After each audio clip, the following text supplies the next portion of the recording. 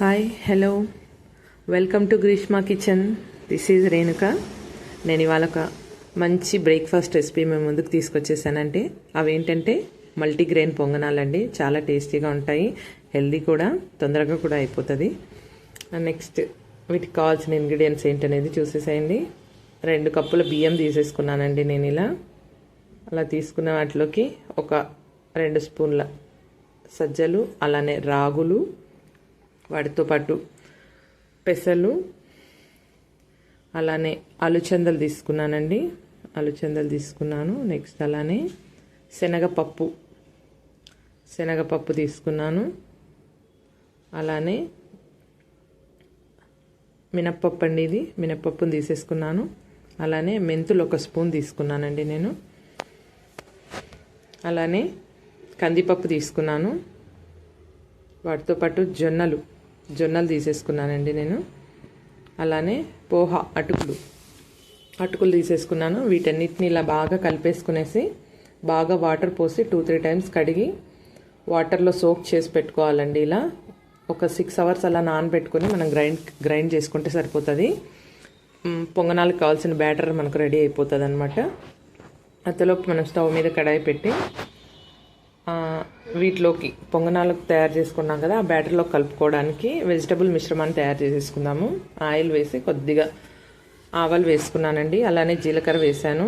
అలానే కొంచెం వాము కూడా వేసేసుకున్నానండి నేను, టేస్ట్ బాగుంటుంది. అలానే 1 కప్పు ఆనియన్స్ తీసుకున్నాను, వేసుకొని కలుపుకున్నాను. అలానే 1 కప్పు క్యారెట్ తురుము, అలానే కొద్దిగా కర్రీ లీవ్స్ తీసేసుకున్నాను. కలుపుకున్నాక పచ్చిమిర్చిని ఇలా కచ్చాబచ్చాగా మిక్సీకి వేసుకున్నానండి. వీటిని వేసి కలుపుకున్నాక పాలక్ లీవ్స్ని కట్ చేసుకొని ఇలా కలిపేసుకున్నాను. దీనికి ఇలా మూత పెట్టేసి రెస్ట్ ఇచ్చేసేయండి ఒక 2 మినిట్స్. సిమ్లో పెట్టి ఫ్లేమ్ లోలో పెట్టుకొని ఇలా కలిపేసుకోవాలి. చూడండి, ఇది కొంచెం పూర్తి వేగనవసరం లేదండి, 50% కుక్ అవుతే చాలు. అంతలోపు మనం బ్యాటర్లోకి కొద్దిగా బేకింగ్ సోడా, వంట సోడా ఉంటుంది కదా, అది వేసుకుందాము. అలానే 1 స్పూన్ సాల్ట్ వేసుకున్నామండి.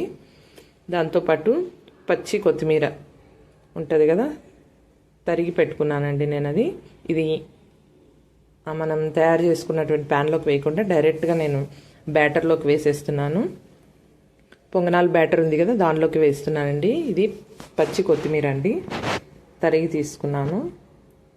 ఇలా కలుపుకున్న దానిలోకి మనం తయారు చేసుకున్నాం కదా క్యారెట్, ఆనియన్స్ వేసి పాన్లో వేసుకొని వేయించి పెట్టుకున్నాం కదా, ఈ మొత్తాన్ని తీసి ఫ్రైని తీసి ఇలా కలిపేసుకోవాలండి దీనిలోకి. ఇది కొంచెం బాగా చల్లగా అయిన తర్వాత వేసుకోవాలి బ్యాటర్లోకి. గుర్తుంచుకోండి, వేడివేడిగా వేసామంటే పిండి మొత్తం ముద్ద అయిపోతుంది. చూడండి, ఇలా కలుపుకున్నాం కదా, కలిపి పక్కన పెట్టేసుకునేసి స్టవ్ మీద ఒక పాన్ పెట్టేసుకుని పొంగనాలకు మనం తీసుకుంటాం కదా, ఆ పాను వేడి అయ్యాక అందులోకి పొంగనాల పిండిని వేసుకునేసి కొద్దిగా పైన ఆయిల్ వేసేసుకోండి. వేసుకొని కొద్దిగా బాగా వేగాక టర్న్ చేసుకోవాలండి. ఒకవైపు టర్న్ చేసుకొని కాల్చుకోవాలి. చూడండి, ఇలా రెడీ అయిపోయాయి. బాగా అయిపోయాక ఇంకా వీటిని సర్వ్ చేసుకోవడమే. అంతలోపు వీటికి కావాల్సిన చట్నీ కోసం మనము శనగపప్పులు అంటాం కదా, రోస్టెడ్ గ్రామ్స్, బెంగాల్ గ్రామ్ ఉంటుంది కదా, అది. అలానే ఒక 4 గార్లిక్ క్లోవ్స్ తీసుకున్నానండి. వెల్లుల్లి రెబ్బలు తీసుకున్నాను. ఇదేంటంటే పచ్చి చింతపండు తొక్కు అండి. దీన్ని ఏమంటారంటే పికిల్ అంటారు. పచ్చి చింతకాయలు ఉంటుంది కదా, దాంతో తయారు చేస్తారు.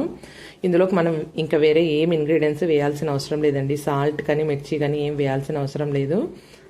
పికిల్ కాబట్టి అందులో ఆల్రెడీ కారము, ఉప్పు కూడా ఎక్కువగానే ఉంటాయి కాబట్టి మన టేస్ట్కి తగినంత వేసేసుకోండి. 1 స్పూన్ చాలు, నేను వేసిన కప్పుకి. టేస్ట్ కూడా చాలా బాగుంటుంది. ఉప్పు కారం కూడా కరెక్ట్గా సరిపోతుంది. మనం కావాలంటే ఈ శనగపప్పుల ప్లేస్లో వేరుశనగ పల్లీలు విత్తనాలు ఉంటాయి కదా, అవైనా వేసుకోవచ్చు అనమాట. చాలా టేస్టీగా ఉంటుంది.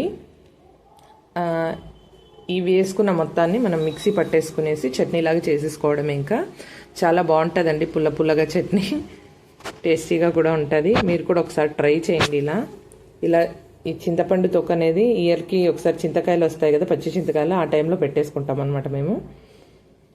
వీటిలోకి కలిపేసుకునేసి ఇలా చట్నీని ప్రిపేర్ చేసేసుకోవాలి.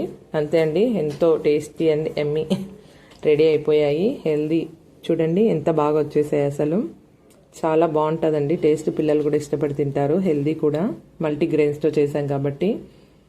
ఒకసారి మీరు కూడా ట్రై చేసి ఎలా వచ్చిందో నాకు కామెంట్ చేయండి. అలానే మన ఛానల్ని సబ్స్క్రైబ్ చేసుకోండి. Thank you for watching.